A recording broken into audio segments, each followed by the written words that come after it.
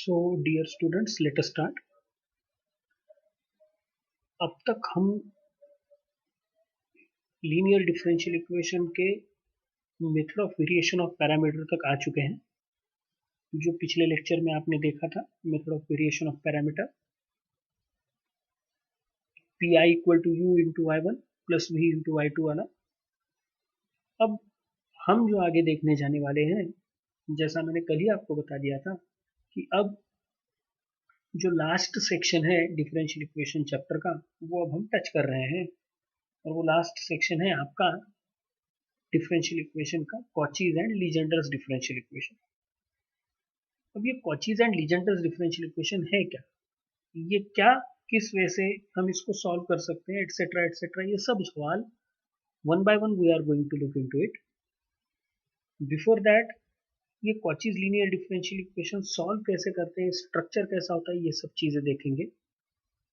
तो let us start Cauchy's linear differential equation.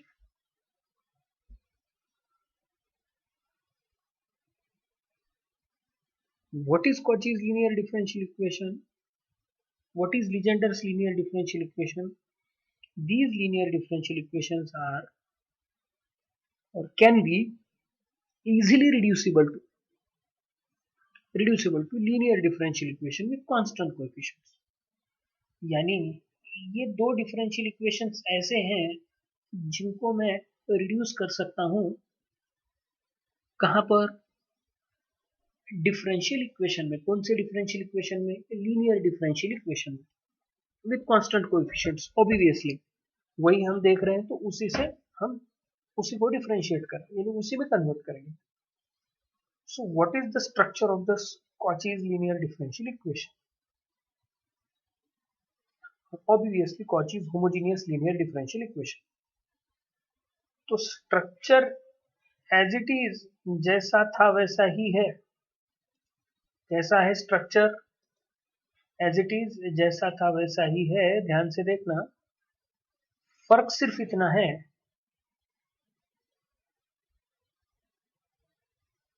आपके original differential equation में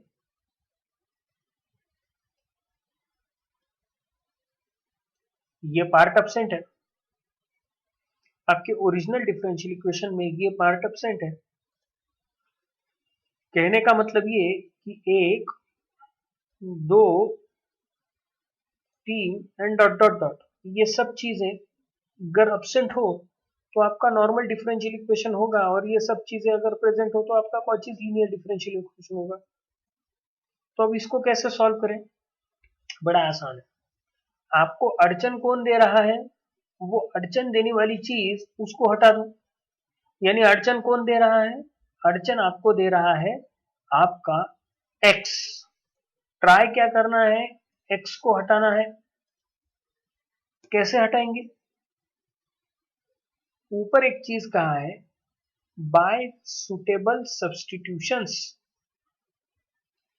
कुछ ऐसे सब्सटीट्यूशंस हमें यूज करने पड़ेंगे जो सब्सटीट्यूशन यूज करके हम इसको इजीली क्या कर सकते हैं, हमारे रास्ते से हटा सकते हैं, सो दैट हमारा गिवन डिफरेंशियल इक्वेशन कन्वर्ट होकर नॉर्मल लीनियर डिफरेंशियल इक्वेशन में कन्वर्ट हो जाएगा with constant coefficients, and we can solve it.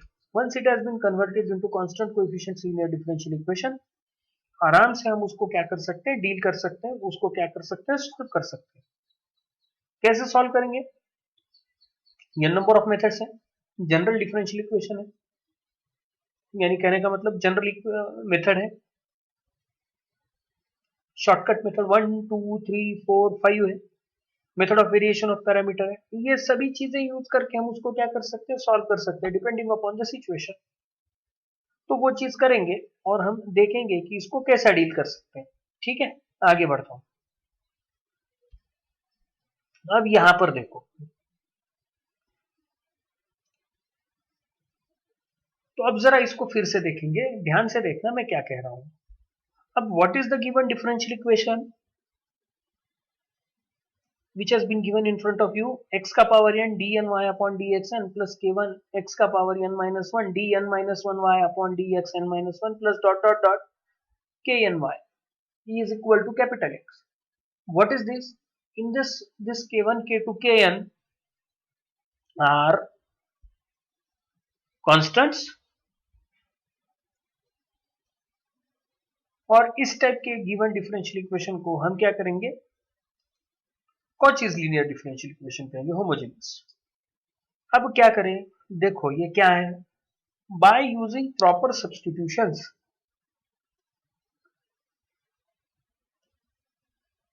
this is the proper substitution that we are going to use. What is this substitution? X equal to e का power z और z equal to log x. Once this is there, clearly ये सब चीजें लिखी हुई है, ये कैसे पता चले क्या है क्या नहीं, इसको हम क्या करेंगे बच्चों, एक्सप्लेन करेंगे। सो मैं पहले क्या करता हूँ, नेक्स्ट पेज पे जाता हूँ, सो दैट प्रीवियस पेज पे वापस चले आएंगे। ठीक है, ये देख लेना,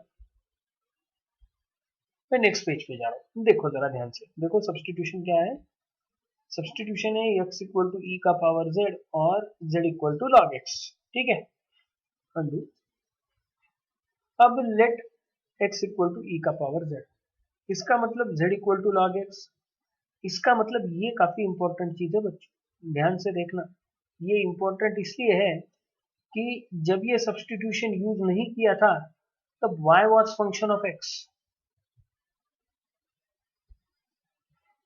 y was function of x। देखना, y is differentiated with respect to x, y is differentiated with respect to x, dy by dx, y is differentiated with respect to x। Clear हुआ, y was function of x। Now अब बीच में कौन आ गया, देखना y है, z equal to log x बना, इसका मतलब y और x के बीच में कौन आके खड़ा हो गया, z आके खड़ा हो गया, यानी y is function of z and z is function of x, y is function of z and z is function of x। समझे, इसका मतलब क्या हुआ, dy by dx equal to dy by dz into dz by dx। कौन सा rule लगा, chain rule लगा, पहले इससे लो बाद में z का derivative with respect to x लो, यानी जाना तो x के पास ही है, वाया z, बीच में एक स्टॉप आ गया, कौन सा, z वाला, यानी dy by dx can be written as dy by dz into dz by dx। अब dz by dx मतलब क्या, इससे dz by dx मतलब z का derivative with respect to x, z का derivative with respect to x, what is z, z is log x, इसका मतलब dz by dx equal to what, 1 by x, dz by dx equal to what, 1 by x। अब what we exactly don't know what is the relationship between y and z, as if it has been properly defined z equal to log x, यानी z equal to log x जैसा properly define किया गया है, वैसा y and x के बीच में की relationship hasn't been properly defined, so we will like to, I would like to let it as it is and I will put it as it is, यानी dy by dz as it is रखेंगे, जानते नहीं क्या है क्या नहीं, यानी clear कर रहा हूं बच्चों सबको, यानी ultimately dy by dx equal to 1 by x into dy by dz। इसका मतलब x into dy by dx, x into dy by dx मतलब ये डिवीजन का उठा के कहां पर लेके गए, मल्टीप्लीकेशन में लेके गए, x into dy by dx equal to dy by dz। बात समझ में आ गई, x into dy by dx equal to dy by dz, ये हो गया x into dy by dx, ये काफी इंपॉर्टेंट है। अब चाहे तो इस चीज को भूल जाओ थोड़ी देर के लिए, मैं सिर्फ एक काम करता हूँ, d by d z equal to capital D substitute करता हूँ, देखना d by d z equal to capital D substitute किया, y की जगह y एज इट इज रखा, तो this is x into D Y by D x equal to capital dy। अगर बच्चों नॉमेनक्लेचर का थोड़ा भी अड़चन जा रहा है तो हम इसको क्या लिख सकते हैं, थीटा y भी लिख सकते हैं, where theta is equal to d by d z, समझे ना, d by d z for our supposition, हमारे ध्यान के लिए d बाय डी जेड, ये भी हम कंसिडर कर सकते हैं, थीटा इज इक्वल।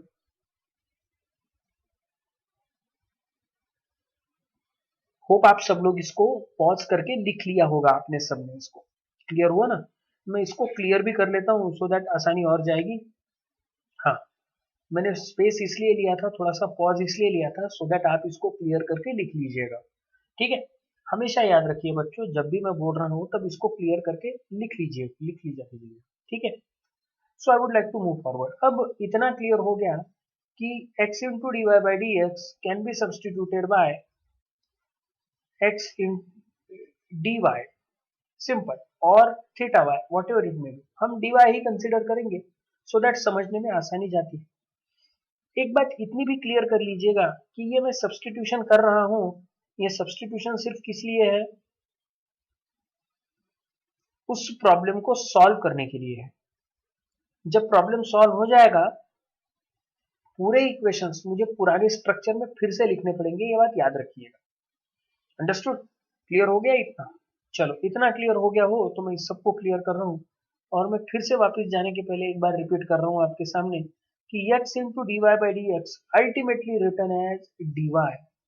तब कहने का मतलब ये है कि जो चीज हमें अड़चन दे रही थी, सामने का x, अब वो यहां पर नहीं है,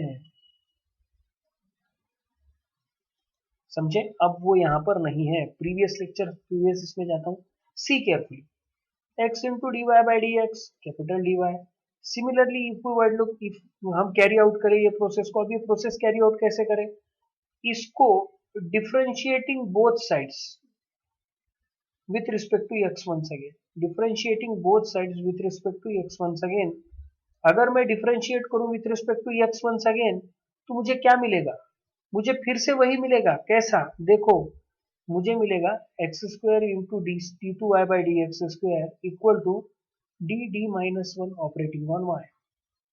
अगर मैं 3 टाइम्स डिफरेंशिएट करूं तो मुझे मिलेगा D D minus one D minus two operating on Y. So proceeding in the same way, हम आगे बढ़ते जाएंगे तो ऐसी ही चीजें मुझे मिलती जाएंगी। तो व्हाट इज द थिंग, हमें ये पूरा लिखना है क्या? नहीं। ये पूरी राम कहानी रिपीट करनी है क्या? अगेन नहीं। तो क्या करना है, जब भी हमारे सामने कोई प्रॉब्लम आएगा वो हमें ये चीज लिखनी है। इतना लिखने के बाद ये चाहे ये लिख सकते हो, बराबर है, ठीक है, डिफरेंशिएटिंग लिख सकते हो, वी गेट इतना लिख सकते हो। ये दो लिखने के बाद वी गेट, ये ऐसा लिख सकते हो, वेयर ये 3 लिख सकते हो, where d by d equal to d by d z, ऐसा भी लिख सकते हो। समझ में आया ना? Capital d equal to d by d z, ऐसा भी लिख सकते हो। यानी सिर्फ इतनी चीजें लिखनी है। पूरी ये प्रोसेस कैसी हुई, क्या हुई, ये नहीं लिखना है। क्लियर हुआ ना इतना? होपफुली इतना सब क्लियर हो गया होगा। अब मैं आगे चलता हूं, और आगे चलने के बाद, हाँ, अब कहने का मतलब क्या है? कहने का मतलब ये है कि अब ये x हट गया, एक्स स्क्वायर हट गया, एक्स क्यूब हट गया। इसका मतलब ये इक्वेशन नॉर्मल डिफरेंशियल इक्वेशन जैसा हो गया, जो आप या तो शॉर्टकट मेथड,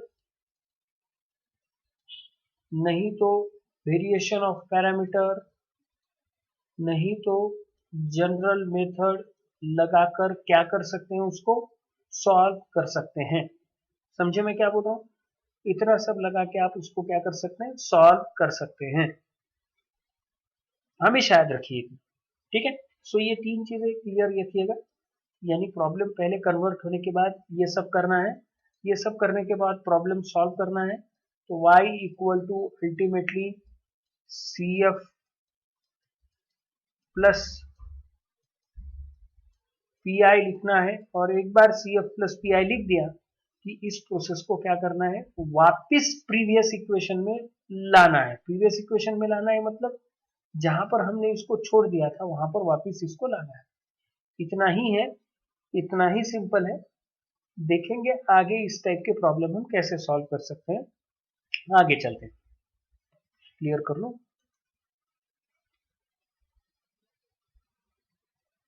तो ध्यान से देखो, तो अब कौन सा प्रॉब्लम है हमारे सामने, x square into D two Y by D x square minus x into D Y by D x plus y equal to log x. अब पुराने सब नॉलेज हमारे पास है, यानी ये सब्सटीट्यूशन हमारे पास है, बाकी के सब्सटीट्यूशंस हमारे पास है, हमें सिर्फ प्रॉब्लम को रीस्ट्रक्चर करना है। तो ध्यान से देखना, what ever the problem is, इसकी तरफ ध्यान भी नहीं देंगे, क्लियर हुआ ना? बाद में देखेंगे इसको, इक्वेशन 1 लिख के छोड़ देना। This is a Cauchy's differential equation, okay. अब मुझे इसको क्या करना पड़ेगा, सब्सटीट्यूशन करके सॉल्व करना पड़ेगा, okay. Let x equal to, या put x equal to e का power z, z equal to log x, let d equal to d by dz, ये सब स्ट्रक्चर लिख दिया। नाउ द क्वेश्चन इज, कितने ऑर्डर का डिफरेंशियल इक्वेशन है? 2 order का डिफरेंशियल इक्वेशन है, मतलब यही दो चीजें यूज करनी पड़ेगी, समझे ना? That means x into D Y by D x equal to d y पहला, बाद में x square into D two Y by D x square equal to d minus one operating on y, इतना। अब इतना सब लिख दिया, then the given differential equation becomes, यानी इसकी जगह ये सब्स्टिट्यूट किया, इसकी जगह ये सब्स्टिट्यूट किया, तो the given differential equation becomes, ध्यान से देखना, d minus one y minus d y plus y equal to z. Z मतलब क्या? जेड मतलब लॉग एक्स, लॉग एक्स, समझे? यानी z equal to log x, substitute कर दिया। अब इतना सब्स्टिट्यूट कर दिया, क्लियर कर रहा हूं बच्चों, तो इक्वेशन क्या होगा, y कॉमन निकला, y कॉमन निकला तो D square minus D plus minus D plus one, यानी D square minus two D plus one operating on y equal to Z. Now this is, what is this? This equation is in the form, जो हमारा form है, यानी कौन सा, F of D operating on y equal to capital X, simplified form, F of D operating on y equal to capital x. यहां से दो रास्ते निकलेंगे, एक सी एफ जाएगा और एक पी आई जाएगा। अब सी एफ फाइंड आउट करेंगे, what is C F? C F find out करना है तो ऑक्सिलरी इक्वेशन कंसीडर करना पड़ेगा, उसको इक्वेट जीरो के साथ करना पड़ेगा, डी माइनस वन का whole square equal to zero, इसका मतलब d equal to one one repeated roots.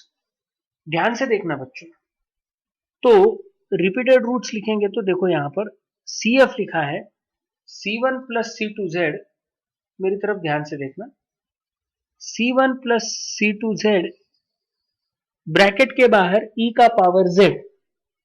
ये क्यों लिखा? ये सिर्फ और सिर्फ इसलिए लिखा कि दिया हुआ इक्वेशन, पहला equation y was function of x में था, अब ये equation in terms of z है। क्यों z है? क्योंकि d equal to d by d z है, ये याद रखो, d equal to d by d z है, ये याद रखो हमेशा के लिए। इसका मतलब d equal to d by d z, यानी ये इक्वेशन अब z में होगा, यानी पूरा इक्वेशन अब z में आएगा। तो लिख दिया हमने क्या, देखो C1 प्लस C2Z ब्रैकेट के बाहर e का पावर z, रूल जो कहता है वो जैसा है वैसा, विदाउट एनी हेजिटेशन। अब यहां पर दो चीजें हो सकती है बच्चों, एक तो यही के यही आप उसको कन्वर्ट कर सकते हो, नहीं तो लास्ट में कन्वर्ट कर सकते हो वन टाइम, यहीं पे कन्वर्ट कर लेंगे। What is this? e का पावर z, देखो व्हाट इज दिस, e का पावर z, e का पावर z मतलब क्या, x,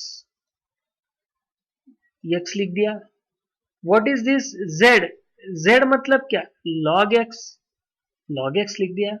यानी हमारा ये जो हमारा proper converted original differential equation का CF बना, C1 plus C2 log x bracket के बाहर x, बात समझ में आ रही है? C1 plus C2 log x bracket के बाहर x।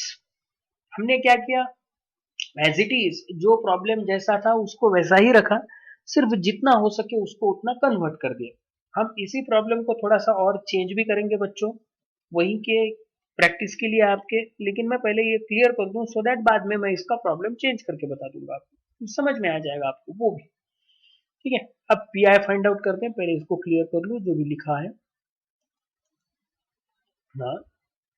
अब पी आई फाइंड आउट करना है तो P I equal to what, one upon F of D operating on R H S. अब आर एच एस क्या है, आर एच एस है लॉग एक्स, आर एच एस है लॉग एक्स मतलब अब नया z, finally R H S z, ठीक है। तो अब मुझे ये जेड है इतना क्लियर हो गया। What is F of D, ये D square minus two D plus one, यानी अब मेरा डिफरेंशियल इक्वेशन क्या है, पी आई फाइंड आउट करने के लिए y equal to one upon F of D operating on R H S यानी z. 1 upon d square minus 2d plus 1 operating on z, 1 upon d minus 1 का whole square operating on z, 1 upon 1 minus D का whole square operating on z। ये कैसा लिख दिया है? ये common sense use किया है बच्चों। a माइनस बी का whole square equal to B minus A का होल स्क्वायर। ठीक है, ये लिखने के पीछे रीजन क्या है? ये लिखने के पीछे रीजन ये है कि अब मैं इसको आराम से सॉल्व कर सकता हूं इस फॉर्मूला की बेसिस पे। अब ये फॉर्मूला कहां से आया? तो जो हमने x का पावर m की मेथड देखी थी उसमें मैंने 1 प्लस एक्स यानी 1 माइनस जेड का -1 आपको सॉल्व करके दिया था, लेकिन -2 आपको होमवर्क के लिए दिया था, याद होगा। वहां पर फॉर्मूले लिख के दिए थे, लेकिन मैंने बोला था कि आप बायनोमियल एक्सपेंशन से उसको क्या कीजिएगा, सॉल्व कीजिएगा। जब आप उसको बायनोमियल एक्सपेंशन यूज करके सॉल्व करेंगे तो आराम से आप उसको क्या कर सकते हैं, डील कर सकते हैं। तो चलो, अब क्या किया, ये सब्सटीट्यूशन हो गया। ये सब्सटीट्यूशन होने के बाद अब यानी वो फार्मूला यूज हो गया, फार्मूला यूज करने के बाद फार्मूला सब्सटीट्यूट कर दिया, आंसर क्या आया? इस फार्मूला का एक्सपांशन है 1 plus 2d plus 3d square plus dot dot dot dot operating on किसके ऊपर, ऑपरेटिंग ऑन z। ये प्रिंट मिस्टेक है बच्चों, z बाहर चाहिए, बेसिकली गलती से z अंदर आ गया। ठीक है, ऑपरेटिंग ऑन z। देखो बच्चों, मैं फिर से एक बार बोल रहा हूँ, z कहाँ चाहिए, बाहर चाहिए, गलती से प्रिंट मिस्टेक से वो कहाँ आ गया, अंदर आ गया। ठीक है, अब इतना क्लियर होने के बाद सवाल ये है कि ये किसके ऊपर ऑपरेट हो रहा है, इस z के ऊपर ऑपरेट हो रहा है। ये z खुद का डेरिवेटिव कितनी बार लेने देगा, सिर्फ एक बार। मेरी बातें ध्यान से सुनना, ये z खुद का डेरिवेटिव कितनी बार लेने देगा, सिर्फ एक बार। मतलब ये डी स्क्वायर मेरे काम का नहीं, ये डी क्यूब मेरे काम का नहीं, ये डॉट डॉट डॉट डॉट सभी मेरे काम के नहीं, भूल जाओ। यानी सिर्फ और सिर्फ क्या बचा, 1 plus 2d which is equal to bracket 1 plus 2d, d मतलब डेरिवेटिव, ऑपरेटिंग ऑन किस पर, z पर। चलो, मल्टीप्लाइंग z अंदर अंदर ले ले तो 1 into Z, Z 2 into derivative of z 1 2 यानी z प्लस 2, z प्लस 2 मतलब log x प्लस 2, z की वैल्यू सब्सटीट्यूट कर, z प्लस 2 मतलब log x प्लस 2। तो अल्टीमेटली हमारा सॉल्यूशन हुआ y equal to c1 plus c2 log x, bracket के बाहर x plus log x plus 2। Hope ये आपको समझ में आ गया होगा। अब ये अगर समझ में आ गया होगा तो यही प्रॉब्लम रखेंगे, छोटा सा चेंज करेंगे। क्या कह रहा हूं मैं, समझ में आ रहा ना? यही प्रॉब्लम रखेंगे, छोटा सा चेंज करेंगे। देखो मैं क्या कर रहा हूं, x यहां पर log x की जगह x इंटू log x, क्या कंसीडर करेंगे, x इंटू log x। बड़ा आसान, ध्यान से देखो क्या है, सब एज इट इज, इसको धक्का नहीं, इसको धक्का नहीं, ये एज इट इज, ये एज इट इज, ये एज इट इज, ये एज इट इज, ये भी एज इट इज। ये चेंज हो गया थोड़ा सा, z क्यों आया था, log x की वजह से। अब x आया है ना, x आया मतलब क्या आएगा, e का पावर z, यानी देखो ये e का पावर z आएगा, z इंटू e का पावर z, समझे? ये आएगा z इंटू e का पावर z, यानी लास्ट में e का power z, z into e का पावर z लिख दिया हमने। यानी CFV same as it is, nothing is going to get change. अब इसको सब क्लियर करता हूं बच्चों।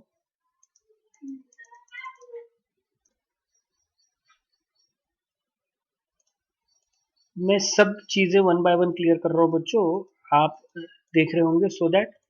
हाँ, अब यहां पर छोटा सा चेंज होगा, देखो क्या हो जाएगा, ये z इंटू ई का पावर z होगा। अब z इंटू ई का पावर z हो गया, इसका मतलब रूल क्या कहता है कि c के पावर z को उठा के बाहर कर दो, एज इट इज वही करेंगे, e के पावर z को उठा के बाहर कर देंगे। और रूल क्या कहता है, जहां जहां z वहां वहां z प्लस 1 जो भी आ रहा है वो लिखो, डन करेंगे। यानी क्या होगा, ध्यान से देखना, e का पावर z बाहर आ गया, 1 अपॉन लिख दिया 1 माइनस, ध्यान से देखना बच्चों, जहां जहां z है ये भी कंसीडर किया तो चलेगा बच्चों, प्रीवियस इक्वेशन ये भी कंसीडर किया तो चलेगा, मैं यही कंसीडर करता हूँ। ठीक है, थोड़ा सा इसको इरेज कर लेता हूँ, सो दैट प्लस माइनस का हमारा टेंशन क्या हो जाएगा, खत्म हो जाएगा। ध्यान से देखना, ये इक्वेशन कंसीडर करूं या ये इक्वेशन कंसीडर करूं, वन एंड द सेम, कुछ फर्क नहीं पड़ेगा। प्लस माइनस का हमारा जो बाद में माइनस आएगा वो टेंशन खत्म हो जाएगा। जहां जहां डी, वहां वहां डी प्लस ए, डी प्लस वन, ए की जगह वन, यानी D plus one minus one, minus one किसके लिए, इसके लिए, दिस विल गेट कैंसल, और इसका स्क्वायर किसके ऊपर, z के ऊपर, यानी e का power z 1/d square z, 1/d square z। अब इतना क्लियर होने के बाद रूल क्या कहता है कि दो बार इंटीग्रेशन लो, दो बार इंटीग्रेशन लेके इसको क्या कर दो, वाइंड अप कर दो, दो बार इंटीग्रेशन लेके ये प्रॉब्लम सॉल्व करो। यानी एक बार इंटीग्रेशन लोगे तो z स्क्वायर बाय 2, दूसरी बार इंटीग्रेशन लोगे तो z का पावर 3/6 आ जाएगा और ये प्रॉब्लम फिनिश हो जाएगा। यानी कहने का मतलब मेरा क्या है कि अल्टीमेटली आप इस टाइप से भी प्रॉब्लम को क्या कर सकते हैं, सॉल्व कर सकते हैं। मैंने ये प्रॉब्लम आपको सॉल्व करके ऑनलाइन बताया है, जरा ध्यान से देखना, आपको ये बुक में सॉल्व करना है। ठीक है, ठीक, कौन सा प्रॉब्लम है, x इंटू लॉग एक्स, ये ऐसा ही है क्या, नहीं, हम और एक काम कर सकते हैं, देखो क्या है ये,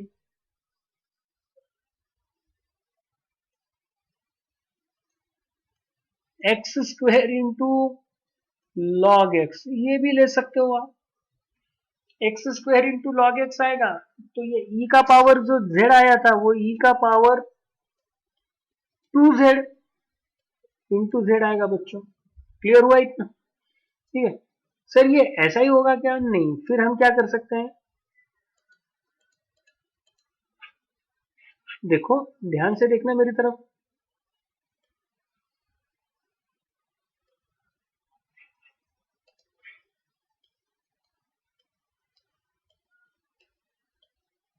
हाँ, क्या लिखा है समझ में आया, x इंटू लॉग एक्स का होल स्क्वायर। अब लॉग एक्स मतलब क्या, z, तो ये इक्वेशन कैसा होगा, e का power z into Z square, समझे, e का power z into Z square. मैं आरएचएस में जा रहा हूं, e का पावर, ये आरएचएस इसलिए क्योंकि ये मैं आरएचएस चेंज कर रहा हूं सिर्फ, इसका मतलब CF will be as it is. हाँ, अब ये z की जगह जेड स्क्वायर आ जाएगा, इसका मतलब आपको ध्यान से इसको क्या करना पड़ेगा, सॉल्व करना पड़ेगा, बड़ा आसान है, आप इसको आराम से सॉल्व कीजिएगा। ये दोनों तीनों प्रॉब्लम, दोनों तीनों प्रॉब्लम मतलब कौन सा, ये तीनों जो प्रॉब्लम मैंने कहे वो तीनों प्रॉब्लम वन बाय वन लिख के क्या कीजिएगा, सॉल्व कीजिएगा। पहला कौन सा, पहला मैंने बोला था x log x, दूसरा मैंने बोला x square into log x, तीसरा मैंने बोला x इंटू लॉग एक्स का स्क्वायर, पूरा स्क्वायर है, पूरे लॉग एक्स का स्क्वायर। ये आराम से आप इसको क्या कीजिएगा, डील कीजिएगा, आराम से आप इसको क्या कर सकते हैं, सॉल्व कर सकते हैं। वन बाय वन इस प्रॉब्लम के साथ ही चलिए, जो मैंने कहा था उसी टाइप से जाइए, उसी सिस्टम से जाइए, आराम से समझ में आ जाएगा। आगे बढ़ता हूं, हाँ, X square into D two Y by D x square minus x into D Y by D x plus 4y equal to cos of log X, X into sine of log X. चलो, cos of log X, X into sine of log x. अब कैसे solve करें इसको, ध्यान से देखो,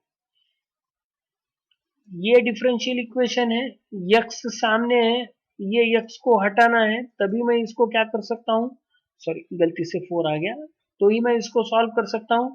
substitution वही, structure वही, अगेन चीजें वही, पुट करने के बाद D D minus one minus D plus 4 operating on Y equal to, ध्यान से देखना, कॉस जेड लॉग एक्स की जगह, एक्स की जगह, देखो ये हो गई छोटी सी गलती, देखो छोटी सी गलती हो गई, ये यक्स नहीं आएगा बच्चों, इस यक्स की जगह आपको लिखना है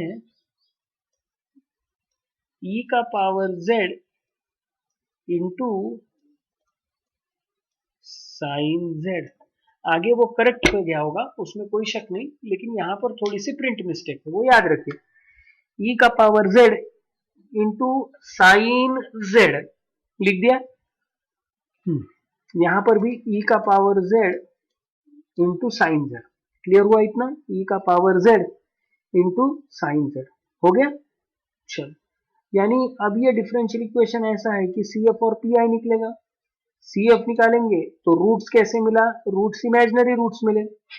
ठीक है, इमेजिनरी रूट मिले बच्चों। ये e का power z into sine z है, ये क्लियर कर लीजिएगा, छोटा सा करेक्शन है। यहाँ पर भी वो x भूल गए हैं तो यहाँ पर भी x मेंशन कीजिएगा। ठीक है, तो अब इसके रूट निकले, ये रूट ये निकले तो हम कॉम्प्लीमेंट्री फंक्शन ऐसा लिख दिया।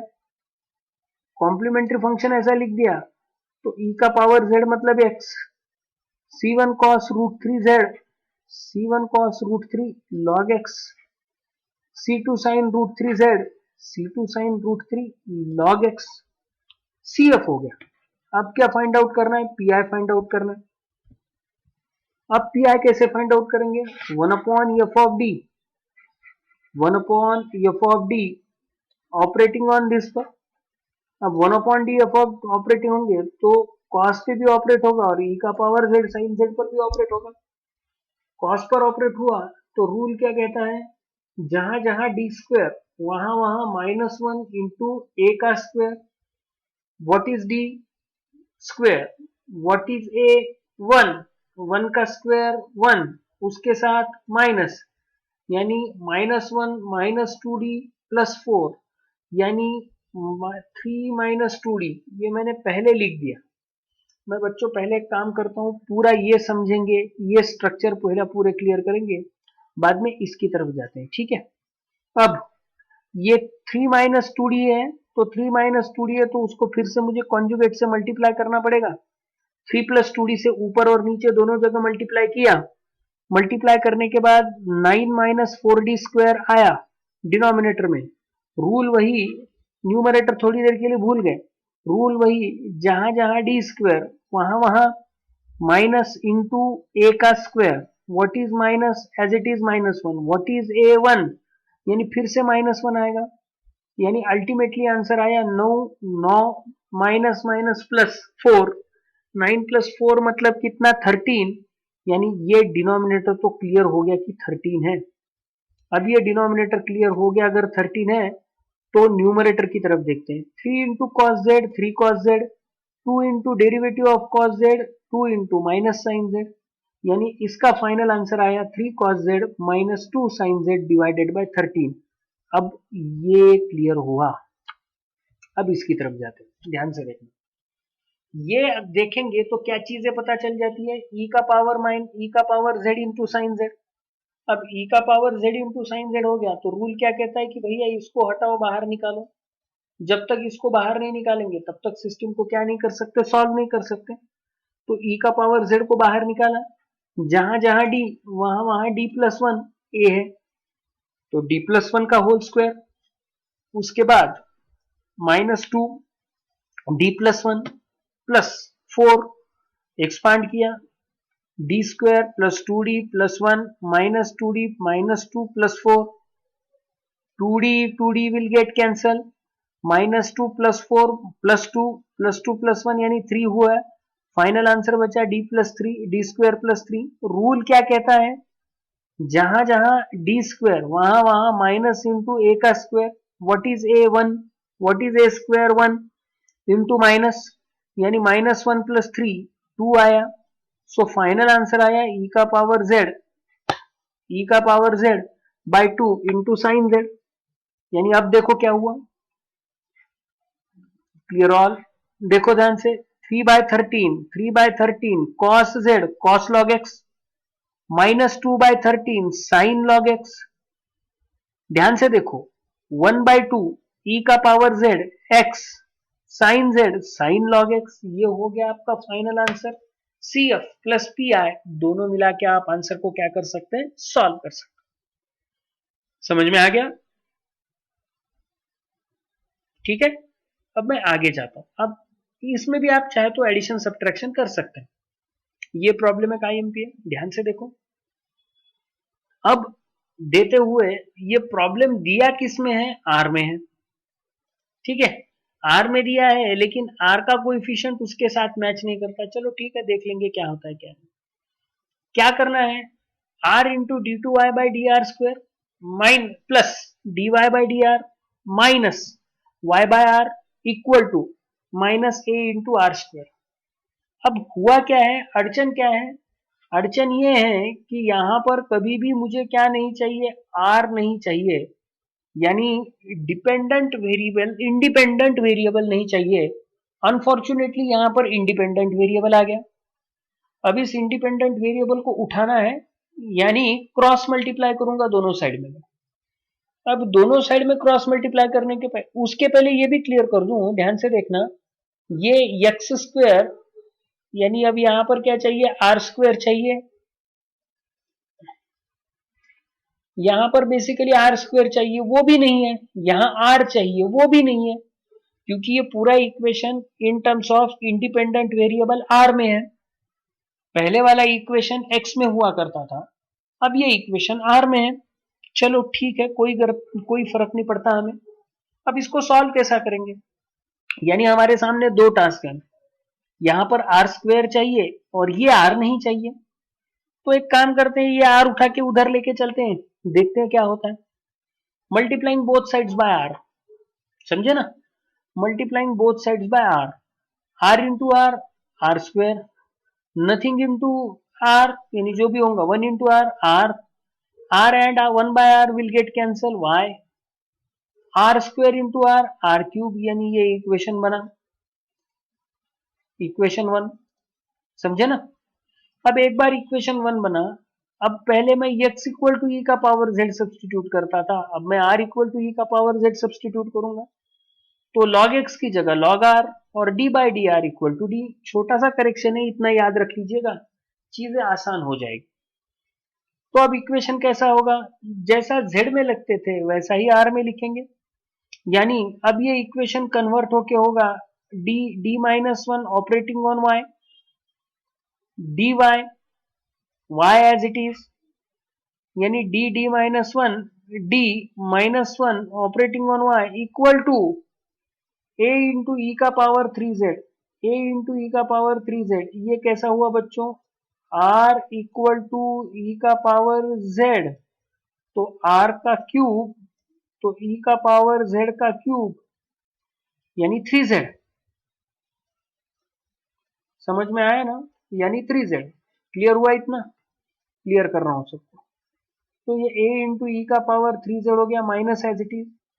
इतना क्लियर हो जाने के बाद D D will get cancel and D square minus one, D square minus one, अब सी एफ फाइंड आउट करेंगे। D square minus one equal to zero, मतलब D square equal to one, मतलब plus और minus one, मतलब plus और minus one, इसका मतलब C one E का power Z plus C two ई का पावर माइनस जेड, यानी C one into R plus C two into R का पावर माइनस वन, मतलब वन बाय आर भी लिख सकते हैं हम, सी टू बाय आर ऐसा भी लिख सकते हैं, नो इश्यूज। अब पी आई की तरफ जाते हैं। पी आई क्या है, P I one upon D square minus one operating on किसके ऊपर, ए इंटू ई का पावर थ्री जेड। ए तो कांस्टेंट है, बाहर ले लो, माइनस भी बाहर ले लो, ई का पावर थ्री जेड। रूल क्या कहता है, जहां जहां डी वहां वहां थ्री, यानी थ्री का square minus one, eight, minus A by eight into E का पावर थ्री जेड। ई का पावर थ्री जेड मतलब क्या, अगेन आर क्यूब, यानी आपका फाइनल आंसर क्या बना, this is your C F, this is your P R. सो कहने का मतलब ये है बच्चों की आराम से आप इस स्ट्रक्चर को क्या कर सकते हैं, सॉल्व कर सकते हैं।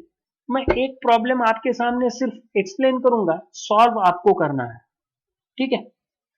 अब देखो ये है, ये बताने की जरूरत नहीं है, सिर्फ आरएचएस आपके सामने एक्सप्लेन करूंगा। पहला ये प्रॉब्लम सॉल्व करते हुए लॉग मत लेना बच्चों, क्लियर कर रहा हूं। ये प्रॉब्लम दो तरीके से सॉल्व करना, पहला सॉल्व करोगे तो लॉग मत लेना, एलएचएस यही रखना, आंसर होगा आरएचएस वाला sine log x plus one divided by x, whole divided by x पूरा, उसका आंसर मिल गया। फिर क्या करना,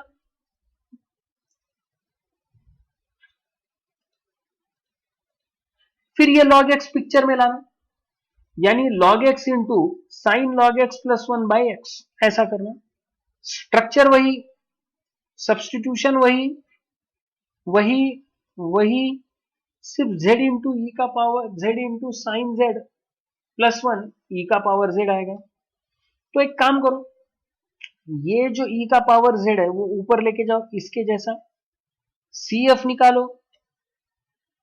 मैं समझाने के लिए बोल रहा हूं आपको, ये आपको करना है, ठीक है। CF निकालो। अब PI के लिए जब जाओगे तब पहले इसको उठा के बाहर निकालो, फिर ये इक्वेशन क्या बनेगा, अंदर ले लो z sine z plus z, ऐसा z sine z plus z। ये मेथड नंबर 5, ये method number 3, shortcut method number 3। आराम से ये दोनों अप्लाई करके उसको क्या कर दीजिएगा, सॉल्व कर दीजिएगा, आपका प्रॉब्लम आपके साथ है। वरना ये वाले भी मेथड अप्लाई कर सकते हो, नो इश्यूज, ठीक है ना। क्या कहा मैंने, क्लियर हो गया, ठीक है। X z sine z plus z, z sine z आराम से उसको सॉल्व कर दीजिए, आगे देखेंगे कैसा होता है क्या, ठीक है। तो ये प्रॉब्लम आपके प्रैक्टिस के लिए, प्रॉब्लम 2 है, याद रखिए। पहला प्रॉब्लम में क्या सॉल्व नहीं करना है, log x सॉल्व नहीं करना है, only sine log x plus 1 divided by x। दूसरा प्रॉब्लम जब सॉल्व करोगे तब उसमें क्या इंक्लूड करना है, log x भी इंक्लूड करना है। क्लियर हुआ इतना, ठीक है। तो I would like to stop here only. Next lecture में हम क्या देखेंगे, लीजेंडर्स इक्वेशन भी देखेंगे, ठीक है। Thank you, thanks a lot.